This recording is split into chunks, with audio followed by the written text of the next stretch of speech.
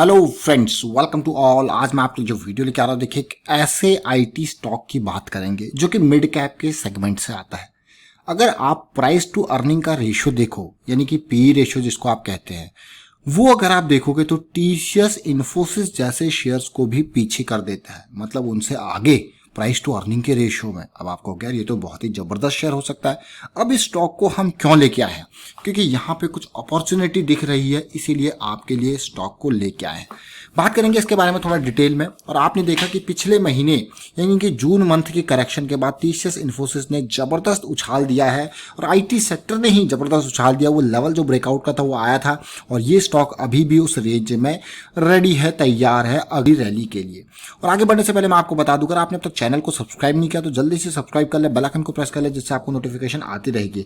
और technical analysis अगर आपको सीखनी है तो आप ज्वाइन कीजिए, मेंबरशिप ज्वाइन बटन पर क्लिक करके। यहाँ पे आपको सारी चीजें बारीकी से बताई गई हैं ताकि आप खुद का एनालिसिस कर पाओ, अपने दिमाग से आप स्टॉक मार्केट में इन्वेस्ट कर पाओ।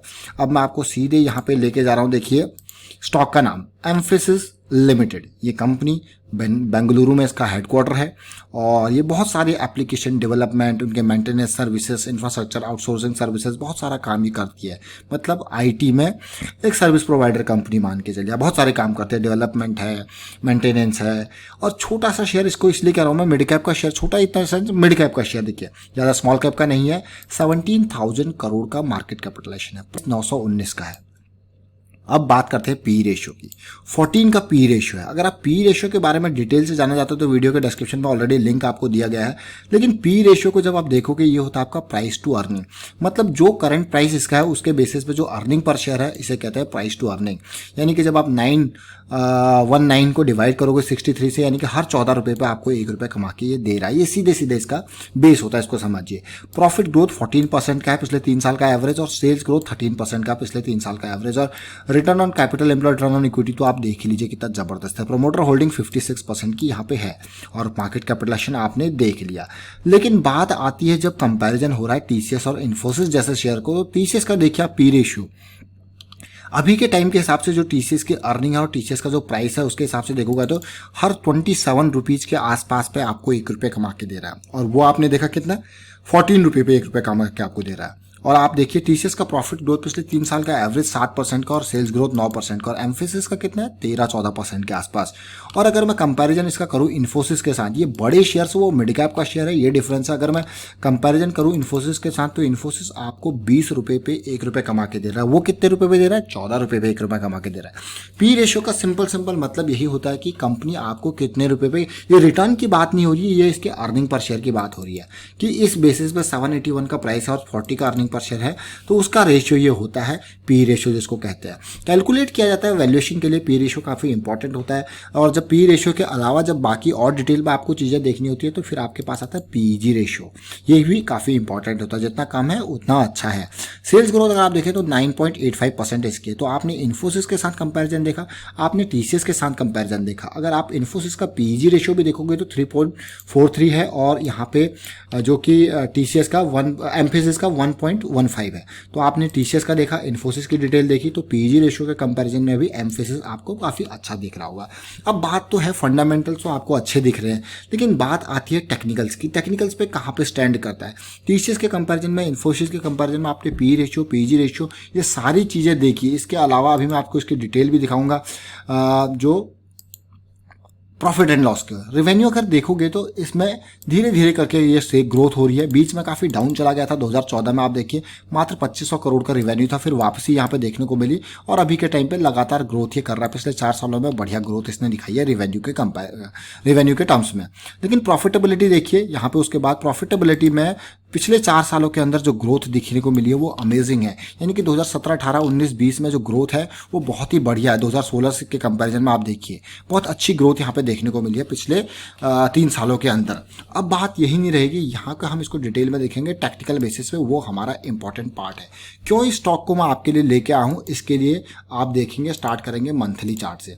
इस स्टॉक को मैं देख पा रहा हूँ यहाँ पे 2015 से जो परफॉर्मेंस इसने दी थी वो बहुत ही खतरनाक परफॉर्मेंस दी थी। 2015 2015 में ये शेयर 300 साढ़े 300 रुपये का था, लेकिन वहाँ से जो इसने भागते भागते इतनी तेज भागा कि ये शेयर आपको सीधे 1280 के आसपास मिला। 1280 सितंबर 2018 1280। लेकिन उसके बाद आपने देखा कि मिड कैप और स्मॉल कैप में बड़ी करेक्शन आई और ये शेयर 1280 के लेवल से 640 के लेवल पे आ गया, यानी कि 50% की पूरी करेक्शन यहाँ पे देखने को मिली। लेकिन एक बात को ध्यान दें, जब कभी भी शेयर आपको बहुत तेजी से भागता हुआ दिखे ना, चाहे वो छोटा शेयर हो बड़ा शेयर हो, इस चीज़ को ध्यान देना, उसमें जितनी स्पीड से वो भाग रहा है, आसमान पे पहुंचा है, उसमें रिस्क और ज़्यादा बढ़ जाता है। जो near to the moving average buying होती है ना, वो बहुत ही अच्छी होती है, लेकिन मूविंग एवरेज से जितनी दूर निकलता रहता है प्राइस, वो काफ़ी रिस्की वहाँ पे हो जाता है। और आपने देखा कि यहाँ पे अगर आपने देखा कि 2018 के टाइम पे लोग यही कह रहे थे मिड कैप स्मॉल कैप के लिए, भैया बहुत तेजी से भाग रही है चीज़ें, बबल बस्ट होगा कभी भी। और मिड कैप और स्मॉल कैप का बबल जो है 2018 में किस तरीके से बस्ट हुआ हर कोई जानता है। शेयर 60 70% तक टूट चुके थे और फिर अभी भी कई शेयर रिकवर नहीं किए, कई शेयर्स में रिकवरी देखने को मिली है। अब इस स्टॉक को अभी मैं आपको क्यों लेके ले आऊं, देखिए तेजी आई, एक फॉल आया, देखिए एक मैं कहूँगा कंसोलिडेशन देखने को मिले, ये करेक्शन तेजी इन द सेंस एक डाउन साइड फॉल, फिर एक हल्का सा हॉल्ट पीरियड, हल्का नहीं कहूँगा बहुत टाइम तक ये हॉल्ट रहा, फिर अगली बड़ी गिरावट। लेकिन फर्स्ट टाइम ये हुआ है कि ये अप्रैल मई जून तेजी देखने को मिली। अब जुलाई सीरीज, अब देखिए अप्रैल और मई के मंथ में तेजी जरूर देखने को मिली, लेकिन बिना करेक्शन की ये तेजी थी। और जून का महीना पूरा का पूरा करेक्शन देखने को मिला, कि हॉल्ट देखने को मिला, कि पानी पीने आया है। और जुलाई के महीने में अच्छी पॉजिटिविटी ये है कि हाँ, ये अब चीज़ें आपकी रिजॉल्व होती हुई नजर आ रही है। लेकिन एक बात को हमेशा ध्यान रखें कि stock market investment are subject to market risk, तो आपको हमेशा हेलमेट पहन के चलना है। तो ये काफ़ी इंपॉर्टेंट बात है। इसको हमने स्टॉक को कई बार वीकली के बेसिस पे, जब ये कैंडल बनी थी तो इसको फोकस किया था, और मेंबर्स को तो पता ही है एम्फेसिस के बारे में, ये ऑलरेडी हमारे वीकली लायंस अटैक की कैटेगरी में था। लेकिन उसके बाद ब्रेकआउट जरूर आया, बट ये डाउन आया, लेकिन एक बार भी इसने हमारे ये बॉटम, इसका जो स्टॉप लॉस है, उसको टच नहीं किया। धीरे धीरे पॉजिटिविटी जरूर देखने को मिली है, लेकिन अब इंपॉर्टेंट पॉइंट पे ये पहुंच चुका है। और नियर टू द ब्रेकआउट जो कंसोलिडेशन हो रहा है, इस ब्रेकआउट को ये मत मानिए कि अभी का ब्रेकआउट है, ये पुराने हाई को भी पार करने की कोशिश कर रहा है, जो कि 950 की रेंज के आसपास है। तो उस हाई के को पार करने के लिए इस तरीके से अब ये री एनर्जाइज हो रहा है काइंड ऑफ। देखिए अब ये वीकली चार्ट है, और वीकली चार्ट की सिचुएशन आप देख सकते हो कि स्टॉक ने कितने वीक में यहाँ पे एक फ्लैट, एक कंसोलिडेशन जोन, जिसको कहते हैं एक्यूमुलेशन जोन आप इसको कह सकते हो। और एक्यूमुलेशन जोन कितने वीक चला इसका, देखिए 1 2 3 4 5 6 7 8, पूरा का पूरा 2 महीने के आसपास से सिचुएशन चली, और उसके बाद चीज़ें ब्रेक होती है, पार होती है, और अब ये अगला करेक्शन का फेज यहाँ पे आपको देखने को मिलता है। अब ये अगले करेक्शन के फेज को अगर आप देखो तो ये फ्लैट अपसाइड वाला करेक्शन देखने को मिल रहा है, लेकिन उम्मीद है यहाँ पे कि ये एरिया अगर पार हो तो पॉजिटिविटी देखने को मिल सकती है। लेकिन फिर भी आपको चीज़ें जो देखनी है वो करेक्शन अगर आप एक्सपेक्ट कर, देखिए यहाँ से यहाँ तक की रैली को अगर मैं मानता हूँ, देखिए ये पूरी की पूरी एक रैली, तो उसके बाद आप देखिए करेक्शन देखने को मिला, फिर से तेजी आई, और अब ये तेजी और कंटिन्यू ऊपर हो सकती है। तो इसीलिए ये एरिया पार होने की कोशिश हो रहा है, और शेयर बिल्कुल पीक पे उसी लेवल पे खड़ा है। तो इसका इंपॉर्टेंट पार्ट, और साथ के साथ अच्छी बात ये है, बुलिश क्रॉस बनने भी जा रहा है, यानी कि अगली रैली जो बनेगी तब तक ये इससे ऊपर, जितने ऊपर जाएगा, चाहे वो 1000 के लेवल पे जाए या फिर वो 1200 के लेवल 1100 के लेवल पे जाए, लेकिन उसके बाद फिर एक करेक्शन की रिक्वायरमेंट होगी, और तब एक अपॉर्चुनिटी आपको फिर से मिलेगी। ये देखिए अब मैं आपको डेली टाइम फ्रेम पे लेके जाता हूँ, इस चीज़ को समझाने की कोशिश करता हूँ। डेली टाइम फ्रेम पे आप देख सकते हो कि ये बुलिश क्रॉस ऑलरेडी बना है, उसके बाद देखिए करेक्शन आया और फिर से तेजी, और स्टॉक अब जो अपना 927 के बाद अच्छा अपॉर्चुनिटी मिलेगी आपको इसमें।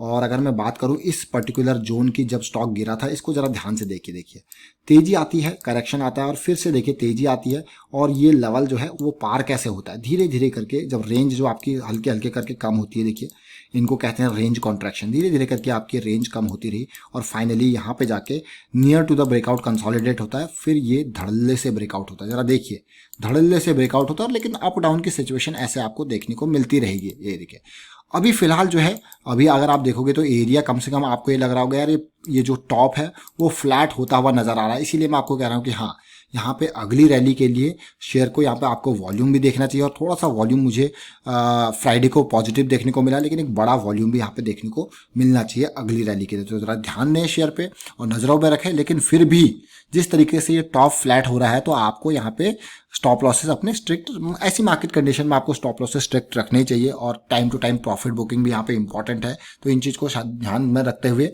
आप शेयर को, किसी भी शेयर को देख रहे हो तो अपनी जो है रिस्क मैनेजमेंट बिल्कुल इस टाइम पे, क्योंकि वॉलेटिलिटी काफ़ी होती है तो रिस्क मैनेजमेंट काफ़ी इंपॉर्टेंट हो जाता है। वाइंड अप करता हूँ वीडियो को, उम्मीद करता हूँ वीडियो आपको अच्छा लगा होगा। अच्छा लगा तो शेयर कीजिए, लाइक कीजिए, चैनल सब्सक्राइब नहीं कर तो जल्दी से सब्सक्राइब कर ले, बेल आइकन को प्रेस कर ले जिससे आपको नोटिफिकेशन आती रहेगी। Thank you for watching the video.